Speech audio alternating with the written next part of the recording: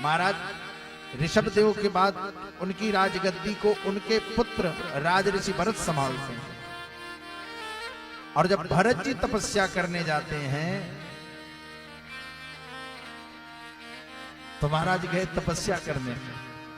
थोड़ा सूक्ष्म में बताएंगे, यात्रा बड़ी लंबी है। तो तपस्या जब करने पहुंचे ना, कहां जंगल में, तो जब तपस्या करने पहुंचे तो गंडकी नदी, शालिग्राम शिला, पुलस्त मुनि का आश्रम है, ये शालिग्राम की शिला जहां से आती है, तो वहां पर पहुंचे क्या तपस्या करने। अच्छा, तपस्या करने पहुंचे तो मैं एक चीज बता दूं कि जब तक भगवान की कृपा नहीं होगी आप कुछ नहीं कर सकते।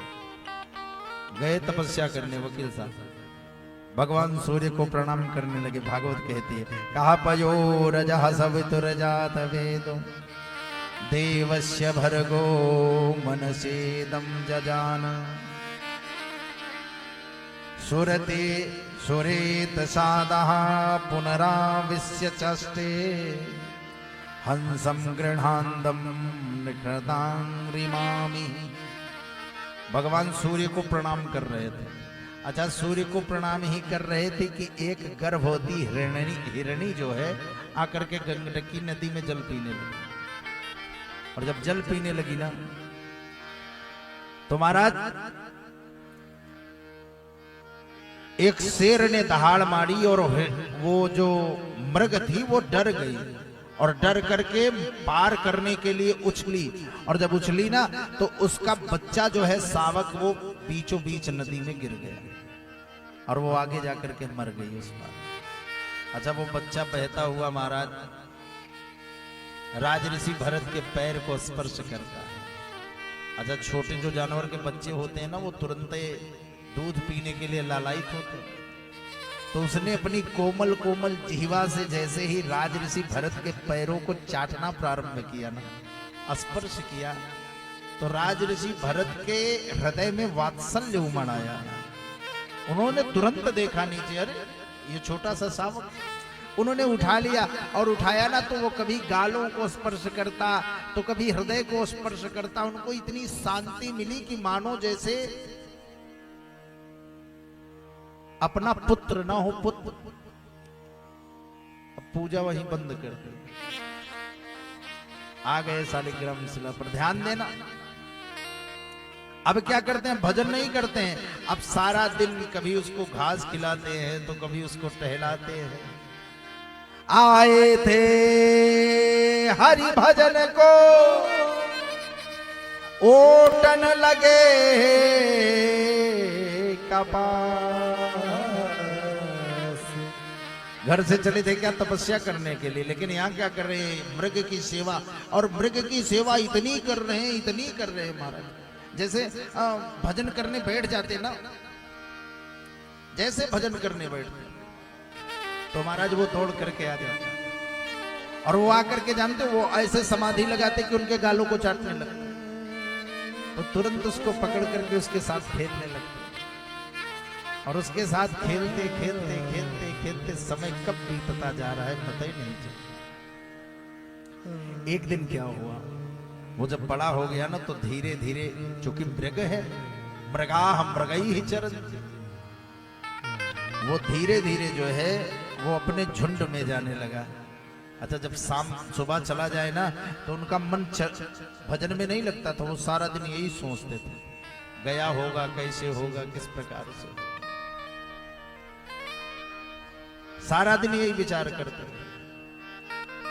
एक दिन क्या, अच्छा शाम को लौट आता तो शांति मिलती। अच्छा, रोज रोज ऐसे सोच रहे थे। एक दिन क्या हुआ, एक दिन वो गया, लौट करके आया ही नहीं। और जब आया नहीं तो महाराज उनकी तबीयत खराब हो गई। और जब मरने लगे ना तो भागवत कहती है वो मरते मरते उसी मृग को याद करते हुए मरे। तो अंत काले चमामेव अस्मरण मुक्त्वा कलेवरम तम तमैति कौन्तेय सदा तद्भाव भाविता। देखो, मरते समय जो व्यक्ति जिसका चिंतन करता है वही शरीर प्राप्त होती है। दूसरे जन्म में वो भी मृग बन करके आए। ध्यान देना, क्या करने आए थे? भजन करने आए थे। लेकिन उनका स्नेह उनके बंधन का कारण बन गया। दूसरे जन्म में वो भी मृग हो गए, और जब मृग हो गए तब उनको पछतावा पड़ा कि महाराज हम कहां से इस चक्कर में फंस गए। फिर इस बार जानते हैं वो क्या करते हैं? इस बार वो घास नहीं चरते हैं, फिर शालिग्राम शिला पर पुलह मुनि के आश्रम में बैठ करके मात्र भजन सुना करते हैं, भजन करते हैं। और जो महात्मा गण वो पत्तल जूठी छोड़ देते थे ना, वही उनका जूठन खा करके जीवन यापन करते हैं। महाराज ज्यादा लंबा जीवन नहीं चलता, 10-15 साल में वो शरीर छूट जाता है। अब जब दूसरी शरीर प्राप्ति होती है तो वो एक ब्राह्मण के यहाँ जन्म लेते हैं। इस बार उनका नाम पड़ता है जड़ भरत।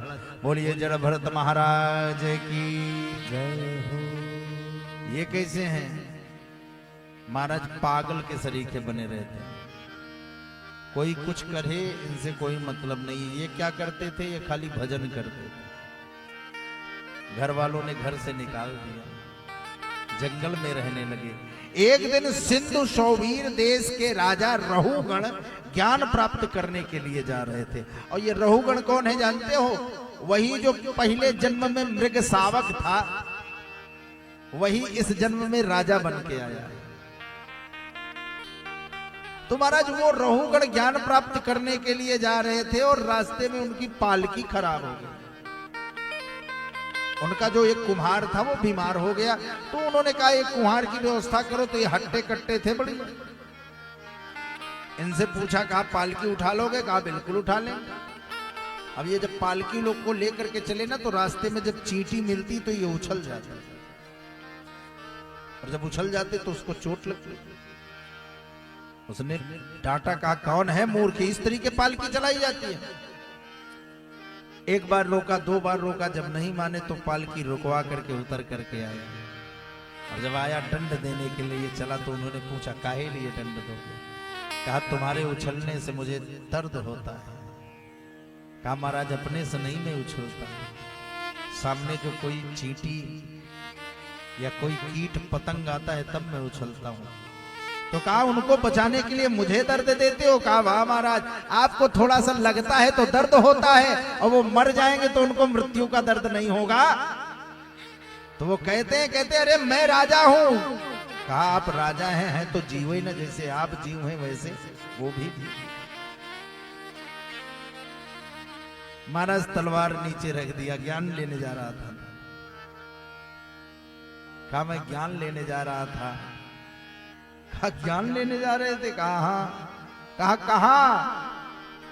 कहा जंगल में किसी महात्मा के पास। कहा सरकार ज्ञान कोई घुट्टी नहीं है जो आदमी पिला दे और व्यक्ति पी जाए। बड़ा सुंदर दर्शन दिया। कहा अगर बाल रखने से ज्ञान प्राप्त होता और दाढ़ी रखने से, तो सबसे ज्यादा ज्ञानी हमारे यहाँ भेड़ होते। अगर जल में रहने से ज्ञान प्राप्त होता तो सबसे बड़ी ज्ञानी मछली होती। अगर जंगल में रहने से ज्ञान प्राप्त होता तो सबसे बड़ा ज्ञानी हमारे यहाँ महाराज जंगल में रहने वाले जीव होते। ज्ञान ऐसे प्राप्त नहीं होता है, फिर कैसे प्राप्त होता है? ज्ञान प्राप्त करने का संसार में एक ही मार्ग है, दूसरा कोई मार्ग नहीं। कौन सा? महाराज महात्माओं के चरणों की रज आपके मस्तक पर लग जाए, आपको फिर कुछ करने की आवश्यकता नहीं, अपने आप ज्ञान प्राप्त हो जाए। और जब तक उनके चरणों की रज नहीं मिलेगी, आप कितना भी प्रयास करो ज्ञान प्राप्त होने वाला। हम तो खुली बात कहते हैं महाराज, भागवत कहने वालों को हमने देखा है, वो उनसे आप बात करिए महाराज कथा सुनना है, हाँ सुना देंगे। इसके बाद अगर जजमान चुप रहेगा ना, तो खुद ही कह देंगे तुम्हारा संकल्प कितना है।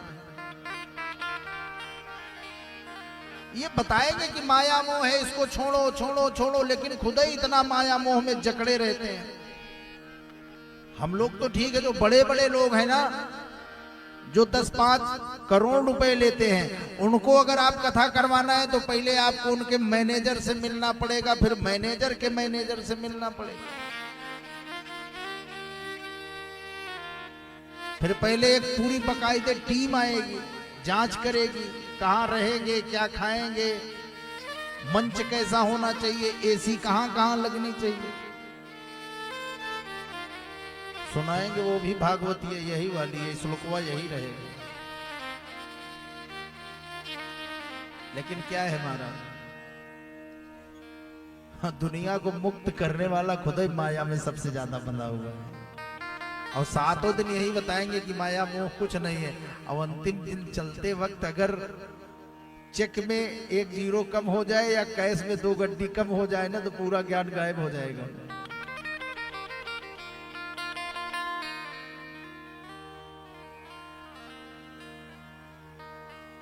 महाराज, ज्ञान ऐसे नहीं आता। हमारे यहाँ कहते ना, कहा पानी बिच मीन पियासी, मोहे देख के आवे हंसी। महाराज जल में रहिए, भागवत में रहने वाले लोग ही उनकी स्थिति ये है कि अब क्या बताया जाए, वो खुद ही नहीं मुक्त हो पाए हैं। आप किसी के पास भी चले जाइए, जब आप उनसे वार्ता करें, कथा करवानी है, कितना खर्च लगेगा तो बता देते हैं, कहा हम अपनी नहीं बताएंगे, इनको इतनी इतनी लगेगी। अब इतना सामने वाला बुद्धिमान हबे, और पहुंचते ही मानो जैसे अपने घर में चाहे वो माठो न चल रहा हो, लेकिन जजमान के यहाँ पहुंचेंगे तो बताएंगे, देखो दूध में बादाम जो है, महाराज जी बादामे वाला दूध लेते हैं। महाराज जी अगर 2 हफ्ता घरे में रुक जाए, जैसे बछिया हो जाता है मुंह।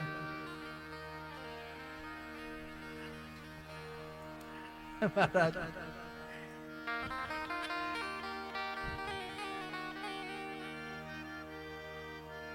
ये अब वो कौन सा ज्ञान आपको दे सकते हैं बताइए। एक भजन गाया करता है कोई संत, मुझे उनका नाम नहीं याद है, लेकिन बड़ा प्रिय लगता है। कहा मन की तरंग मार लो, मन की तरंग मार लो, बस हो गया भजन। मन की तरंग मार